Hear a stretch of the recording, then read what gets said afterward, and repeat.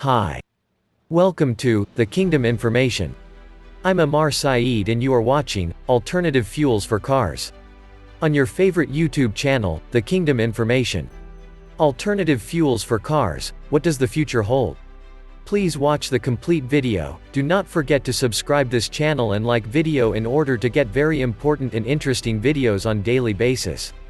Ever since the first gasoline internal combustion engine was created in 1884, petrol, and from the 1930s onwards, diesel has dominated the automotive industry. However, as these fossil fuels continue to deplete, the days of petrol and diesel cars are numbered. Governments the world over are looking to cleaner, sustainable alternative fuels, and many countries including Norway, France and the UK have pledged to ban the sale of new petrol and diesel cars by 2040. Some cities, including Paris, Rome and Los Angeles, have also signed the Fossil Fuel-Free Streets Declaration, promising to ban vehicles that emit harmful gases by 2030. With this global collective effort to phase out petrol and diesel cars, many alternative fuels are being explored. Some are more viable than others, but they all have two things in common: they're clean and they're sustainable. Let's take a closer look at these alternative fuels in more detail. Liquefied petroleum gas (LPG), or autogas, as it's also known, is a type of liquid gas that currently fuels around 21 million cars globally. Whereas LPG was traditionally burned off and wasted, it's now recognized as a low-carbon fuel. Some car manufacturers in the UK, such as Volvo and Vauxhall, also offer LPG as a biofuel that can be swapped with petrol when LPG runs out. Globally, 21 million LPG-fueled cars may sound like a lot, but it only accounts for around 3% of vehicle fuel. Although it's more affordable than petrol and diesel, LPG systems require regular maintenance and are expensive.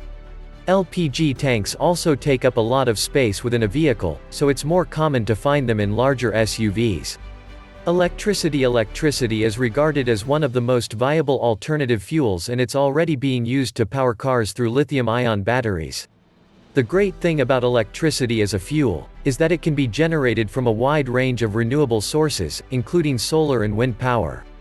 According to the International Energy Agency (IEA), as of 2018, there were 5 million electric cars already on public roads. They do, however, vary in price, with Tesla's Model S being one of the more expensive vehicles on the market.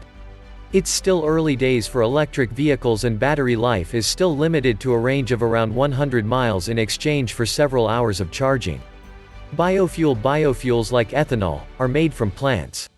They're carbon neutral, as the CO2 that's absorbed is equal to that which is released when burned. Biofuels are also considered renewable, as plants regrow after they've been harvested. Although there aren't many 100% compatible biofuel cars on the road, most modern petrol and diesel car models can run on E10 fuel, which contains 90% regular unleaded and 10% ethanol. The Association des Constructeurs Européens d'Automobiles (ACEA) has published a list of E10 compliant vehicles. The biggest drawback to biofuel cars is their current cost.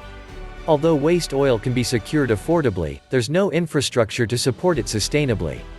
Hydrogen is often considered as a long-term fuel source for cars, as it produces zero emissions and its only byproduct is water. Compared to electric vehicles, hydrogen cars are quick to fill up and they give a good fuel range. Hydrogen is used to power electrochemical fuel cells in a car by combining hydrogen from the tank with oxygen to produce electricity to run the motor. There are some hydrogen cars already on the market, such as the Toyota Mirai, but they're few and far between. According to online publication, Inside EVs, there are only 6,500 hydrogen fuel cell cars in the world. Some of the challenges that hydrogen cars face include a lack of infrastructure to support refueling and the cost of manufacturing fuel cell technology. Nitrogen is the most abundant gas in our atmosphere. It accounts for around 78% of the air that we breathe. When liquid nitrogen is stored in a pressurized container and released, it's transformed from liquid to gas and can be used to drive a rotary engine or piston. Nitrogen also produces few harmful emissions. One example of a car that runs on hydrogen is the Hyundai Nexo. The car is powered by a second-generation hydrogen fuel cell system that only takes 5 minutes to fill and offers a range of 414 miles. As a fluid, however, nitrogen is very dangerous and there's currently no refueling infrastructure in place to sustain it as an alternative fuel. As a result, it's currently less efficient than fossil fuels and it still requires electricity to produce it. Kinetic energy, or regenerative braking, as it's also referred to in the automotive industry, is when brake energy is used to charge up a battery. When a car slows down, the energy is converted to electric charge, rather than it being lost through heat and noise. Many electric cars already have regenerative braking systems built in, like the Toyota Prius hybrid. The use of kinetic energy as an alternative fuel is expected to increase in the future to make better use of the moving energy that a car possesses. This in turn, reduces the amount of fuel that's required to run the car. However, kinetic energy transfer isn't 100% reliable, so an additional fuel is also required to store enough electricity in the battery. Compressed air may not be the first alternative fuel that comes to mind, but compressed air can be used to drive the pistons in a combustion engine in place of petrol. Indian car manufacturer Tata have developed a concept car that runs on a tank of compressed air, which can be pumped in through a charging station, or via an electric engine. The issue with compressed air is that the energy required to compress the air in the first place makes it unsustainable. A far more likely use of this fuel in the future would be as part of a hybrid petrol car, where air can be released as required, so the car can run on air power temporarily. Steam cars aren't a new concept and have been around since the 17th century. In fact, steam cars were replaced with the modern internal combustion engines that we know today. However, as we know, history has a habit of repeating itself and steam could become a viable alternative fuel in the near future.